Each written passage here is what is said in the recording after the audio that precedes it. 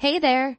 Silly Story here, bringing you another silly tale for everyone to enjoy.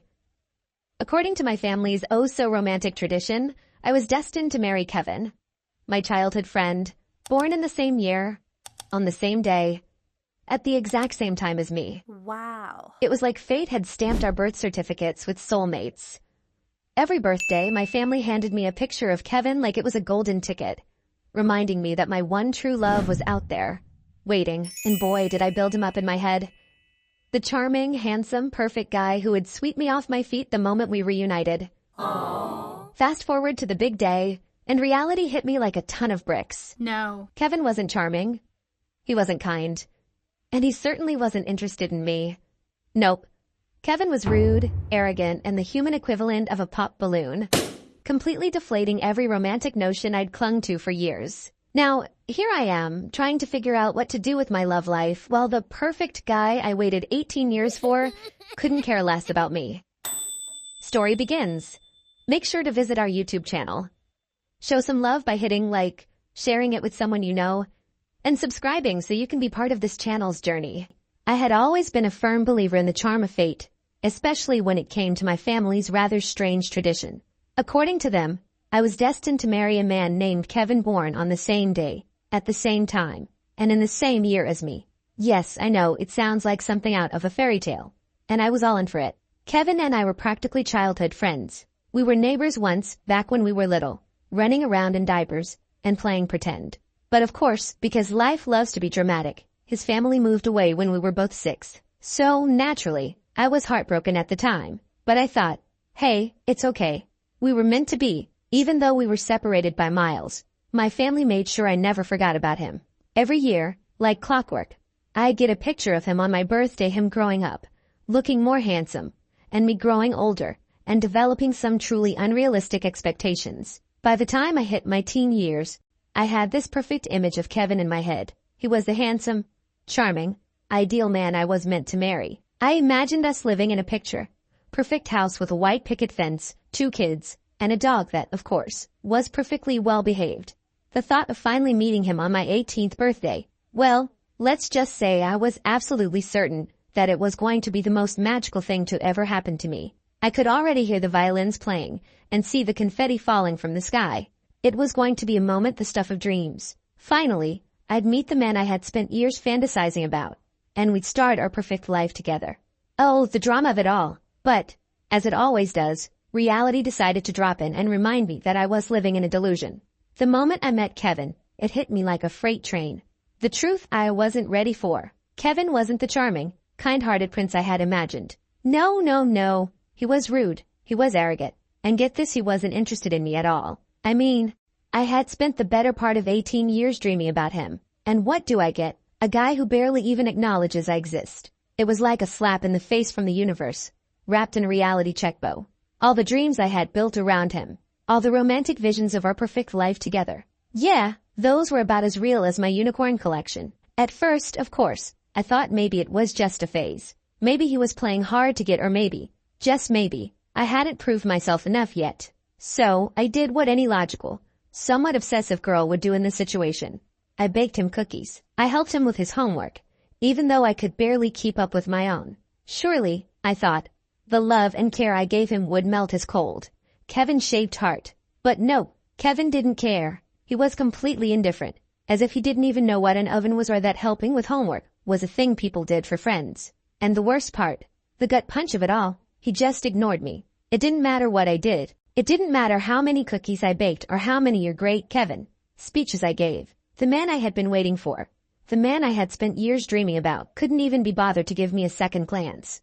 Then there was the fainting incident. It was one of those blistering hot days in early spring when the sun blazed down without mercy, making the air thick and suffocating. The classroom felt like an oven. I could feel sweat trickling down the back of my neck, the heat pressing in on me from all sides. Every time I looked up at the clock, it seemed like time was moving slower. My head felt heavy, and my stomach twisted uncomfortably. I tried to focus on the lesson, but my vision kept blurring at the edges. My body was begging for relief, but I couldn't afford to lose focus, not with Kevin sitting a few rows ahead. The boy I had been waiting for. The boy who I thought was my destiny. But the heat was relentless. It was suffocating. I felt dizzy, lightheaded, and before I could even register what was happening, my legs buckled beneath me, and I collapsed to the floor in a heap. I didn't even have the strength to catch myself.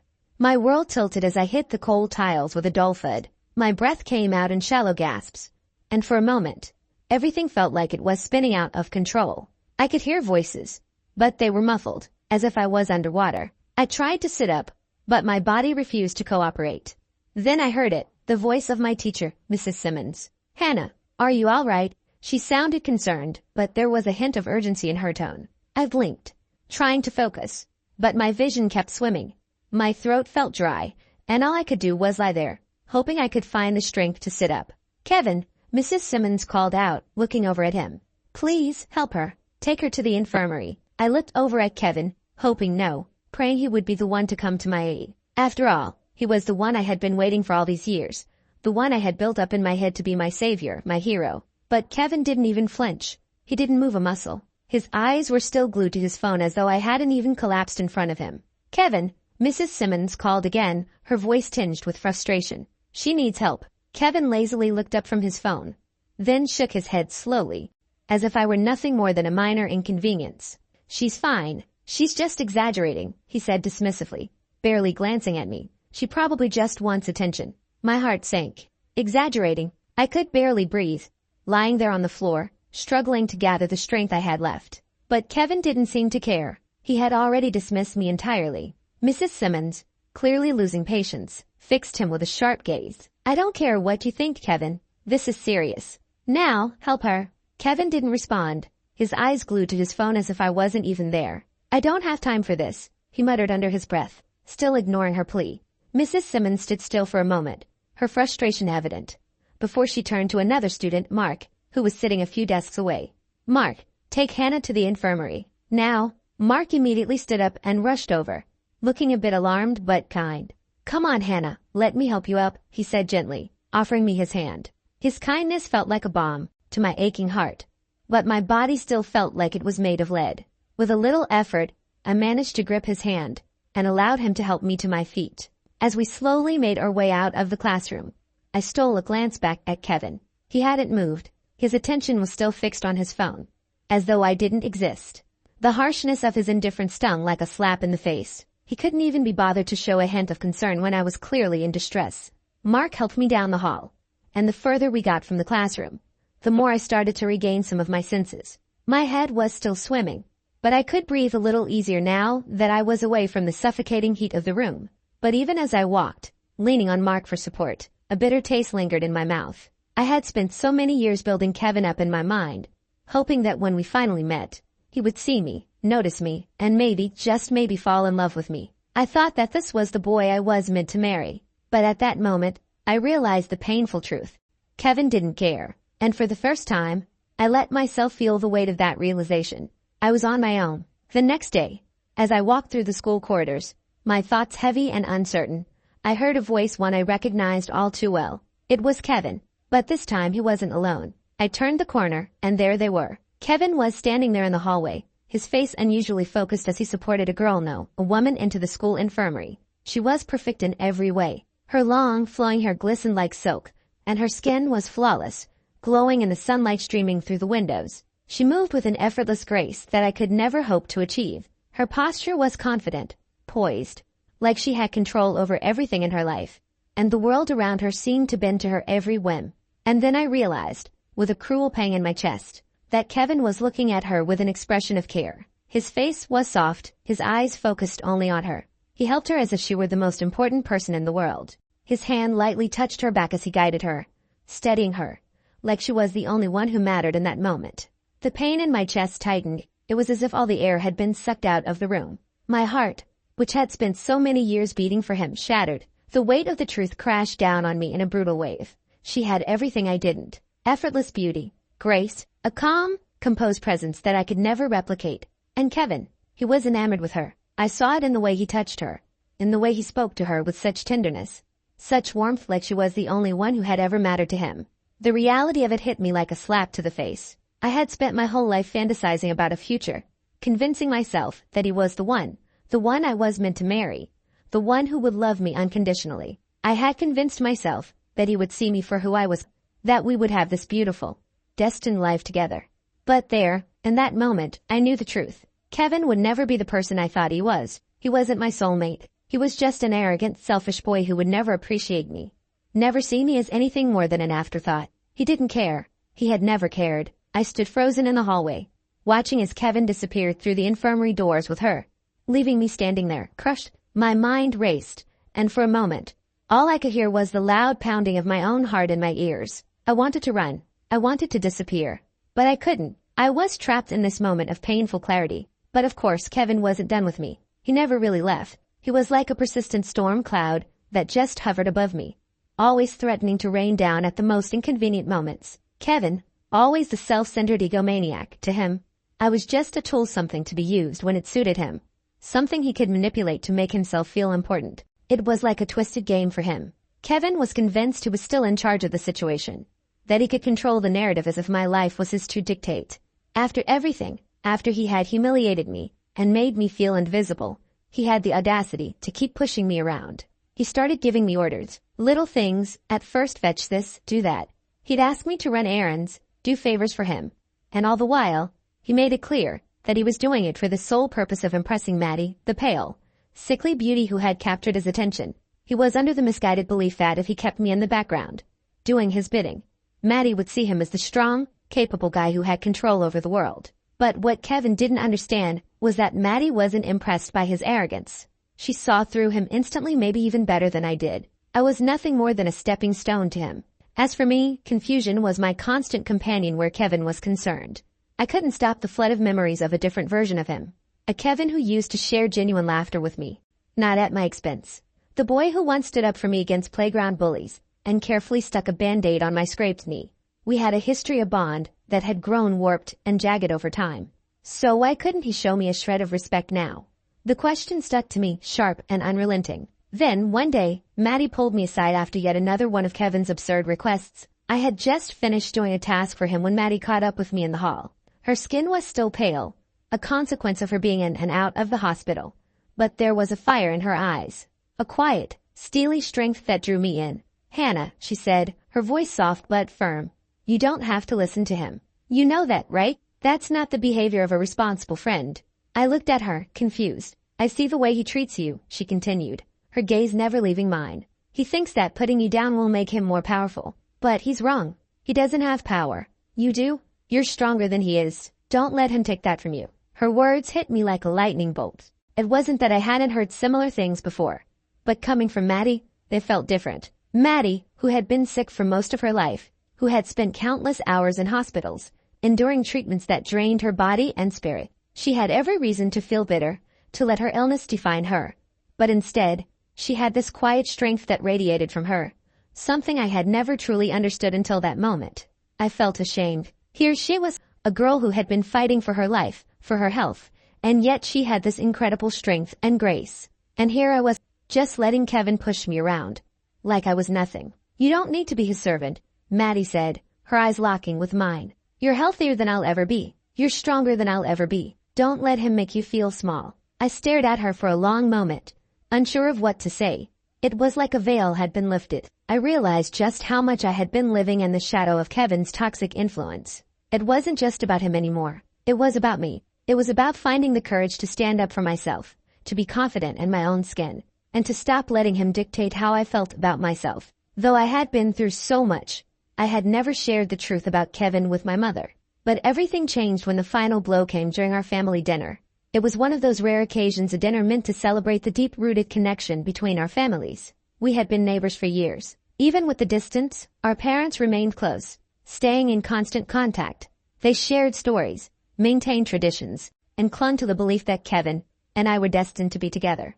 The evening was supposed to be filled with laughter and warm memories, a joyful celebration of the past. As the evening unfolded, the conversation flowed around us like the wine in our glasses, smooth and easy at first. My parents and Kevin's exchanged pleasantries, telling old stories about the past, the days when Kevin and I were just kids. It was always the same stories, the same phrases, the same tired idea. "You two are such a perfect match. It was meant to be. What a future you'll have together." I don't know what to feel about those remarks anymore. They used to make me feel warm, hopeful, like I was part of something bigger than myself.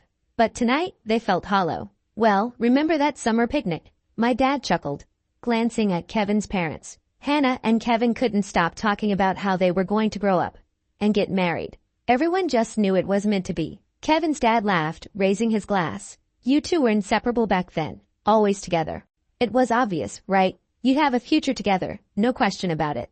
My mom added, her tone light. It's funny how sometimes fate just works out like that. I nodded along, trying to force a smile. But my mind felt foggy. They were all so certain of things, even when I wasn't anymore. But then, Kevin's usual self-absorption began to take hold. It started innocently enough. A little jab here, a mocking comment there. But soon, he was cutting deeper. He turned to my parents and said, I don't get it. She actually thought I would want to spend my life with her. 18 years of waiting for me. Pathetic. My blood ran cold. His voice was loud, too loud. His laughter cruel and sharp. You honestly believe we're a good match? Kevin said, his tone dripping with disdain as he glanced at my family. She's nothing like the person I'd want to be with. I don't need someone who's so fixated on me. It's really quite unreasonable. 18 years of waiting for something that was never even real. Do you all really think we're meant to be together? That this is some sort of fairy tale? Well, it's not. The room remained eerily silent, as if time itself had paused in the wake of Kevin's outburst. My father, usually so controlled, was visibly trembling with rage. His fists were clenched, and the veins in his neck were taut as he glared at Kevin. My mother's face was pale, her eyes betraying her hurt in disbelief. The weight of Kevin's words still hung in the air, heavy and suffocating. Finally, my father spoke, his voice low and deadly serious. This is it. This is where it ends. He stood abruptly, his chair scraping harshly against the floor. Kevin's parents, who had been so polite and distant up until now, seemed to shrink into themselves. Kevin's mother, once composed, looked horrified, her hands nervously twisting in her lap. Her husband, the ever-quiet patriarch, was staring at his son with a mixture of astonishment and deep shame.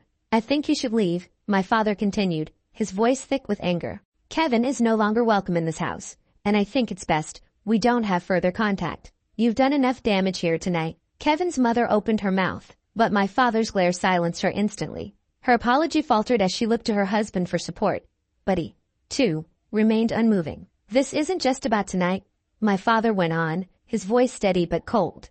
It's about everything you've allowed him to become. I thought our families had something real. But it was all just a fantasy. Kevin's father, finally snapping out of his stupor, stood up. Look, this isn't what we... No, my father cut him off sharply. It's exactly what it is. Kevin's behavior isn't a mistake or a misunderstanding. It's who he is, and we can't ignore that anymore. We're done. I could feel my heart racing, my hands trembling. My mother, ever the calm one, spoke softly. But her words carried the weight of everything that had happened.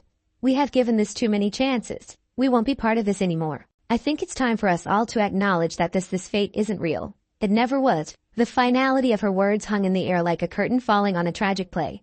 Kevin's mother sat back, her face crumpling as if she couldn't believe what was happening.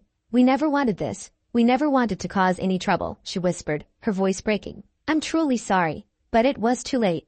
The rift had widened too far, and no apology could mend what had been broken.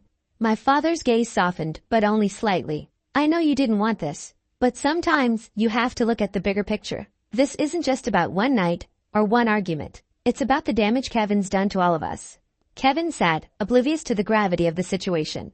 His smug expression now faded into confusion as his parents struggled to process the consequences of his actions. And just like that, the ties that had once bound our families together were gone.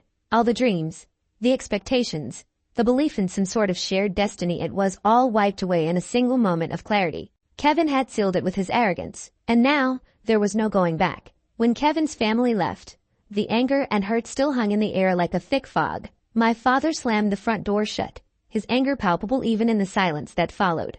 We all stood there, unsure of what to say, but the weight of the evening hung over us, unspoken. My father walked into the living room, his eyes intense. Hannah, he said, his voice softer now but still firm. You are enough. You are special in your own way.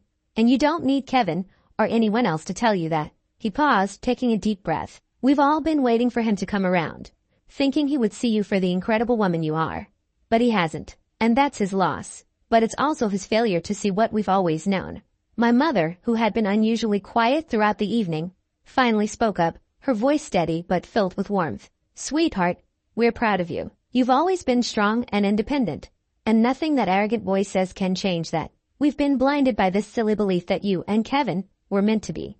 But now we see it for what it really is, a fantasy. You're worthy of so much more than what he's shown you. I felt the tears well up in my eyes, but I didn't cry. Not out of sadness, but because for the first time in a long while, I felt seen. I felt understood. My family was here, and they were standing by me, reminding me that I was enough just as I was. My father turned to me, his voice resolute. We don't need Kevin or his family. We've been holding on to this misguided hope for far too long. And tonight was the final sign. There's no more pretending. You are a priority. And that's never going to change. The words settled in my heart like a bomb, soothing the wound that had been torn open tonight. I'm sorry, honey, my mother whispered, wrapping me in a tight hug. You deserve better than him. So much better. And in that moment, surrounded by the people who truly loved me, I felt a shift inside. Kevin and his family were no longer a part of my future. Our connection had been severed.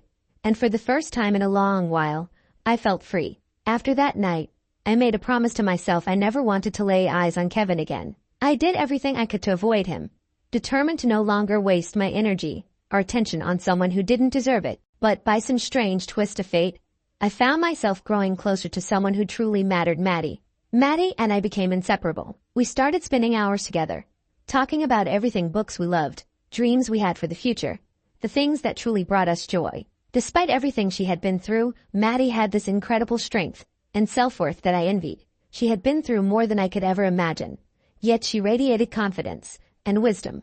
It was like she was a beacon of light, showing me the way when I had felt completely lost. With everyone's support, I finally found the courage to turn my back on the toxic past I had been holding onto for so long. The idea of fate and destiny, the constant belief that Kevin and I were meant to be, had weighed me down for years. But now, for the first time, I realized that my future wasn't tied to him. It was mine to shape, and I could finally take control of it. But Kevin wasn't done with me yet. As Mattie and I grew closer, I noticed Kevin becoming more and more annoyed by the bond we shared. It didn't take long before he accused me of sowing discord between him and Mattie. He was so caught up in his own ego. He couldn't even see that Mattie was distancing herself from him because of his behavior, not because of anything I had done. His arrogance and selfishness had driven everyone away, and he was too blind to notice it. Fed up with his attitude, I lost my patience. In a blur of frustration and rage, I punched him. Once, twice, again. My fists landed on him with all the pent-up anger I had been bottling up for years. I didn't care if people were watching. I didn't care about the consequences. For the first time in a long while, I was finally standing up for myself. A group of students quickly surrounded us, some trying to pull me away from him, others standing in shock at the sight of my outburst. But I couldn't stop myself. No one would want an arrogant prick like you, I shouted, my voice shaking with fury. You should look at yourself first before accusing others. You're the problem. Why can't you just respect me? Forget the favors, forget the arrangements. We're supposed to be friends. Do you even remember what that means? For the first time, Kevin was speechless. His usual smugness was replaced with a stunned silence. I could see the shock in his eyes, the realization that I wasn't the meek girl he had always underestimated. A flicker of something unreadable then replaced his eyes. Guilt. Annoyance. It was gone too quickly to tell. After that, things changed. Kevin started avoiding me. It was like my violence had finally snapped something in him, and he realized I wasn't someone he could push around anymore. To be honest, I was relieved. I didn't need him in my life, and I sure didn't need his toxic energy. With Kevin out of the picture, I threw myself into my studies and work. I focused on building a career that was all my own, something I could be proud of. I found new friends, people who respected me, valued my independence, and lifted me up instead of tearing me down. My world began to change in ways I had never imagined. And then, one day, I met him. The man who would become my husband. He saw me for who I truly was, flaws and all. He loved me not in spite of my imperfections, but because of them. He made me feel whole, not because he completed me, but because he accepted me as I was. The more I grew, the more Kevin faded from my life. The boy I had once dreamed of marrying was now just a distant memory, a painful chapter that I had closed for good. My future was brighter than I had ever imagined, and it was all thanks to the strength I had found within myself, with my parents and Mattie's encouragement guiding me every step of the way. I had finally found my own happiness, and it had nothing to do with Kevin. Then, on the day of my wedding, Kevin showed up. But the Kevin who appeared was nothing like the man I had once imagined. He was a hollow, pathetic figure, desperate, unkempt, and defeated. The pride, the dignity I had once thought defined him gone. The great Kevin I had spent 18 years dreaming about was now a man begging for attention, clinging to the last threads of his ego. As I stood at the reception, he approached me in a desperate frenzy, pleading, "Hannah, please. We were meant to be together. I was wrong. I can change. Just run away with me. We'll make it work. I swear." My heart didn't tighten with sympathy. It twisted with disgust. This was the same Kevin who had mocked me, belittled me, and humiliated me in front of our families. The same Kevin who thought he could control everything and everyone. The same Kevin who had shattered my heart so many years ago. But now, standing before me, begging like a man with nothing left, I only felt anger. Without hesitation, I snapped. "You think you can just walk in here and ask me to ruin my life for you?" My voice was cold and steady. "No, you don't get to make demands anymore." I turned to the security guard and waved him over. "Take him out. He's not invited." Kevin's pleas were silenced as the guard led him away, still trying to beg for a second chance. But no one was listening anymore. Minutes later, Mattie, now standing as a bridesmaid and the sister of the groom, rushed up to me, excitement lighting up her face. "Come on, the wedding is about to start. We need to get you ready." I took one last look at the door where Kevin had just been escorted out, then turned to Mattie with a sense of calm I hadn't felt in years. "I'm ready," I said, finally feeling at peace with everything. As the music swelled and the ceremony began, I walked down the aisle, arm in arm with the man who truly deserved me. I no longer had to rely on fate or family tradition. I had built my own story, one that was entirely mine. Strong, independent, and filled with love. Story ends. Thanks for listening. See you again for another silly story.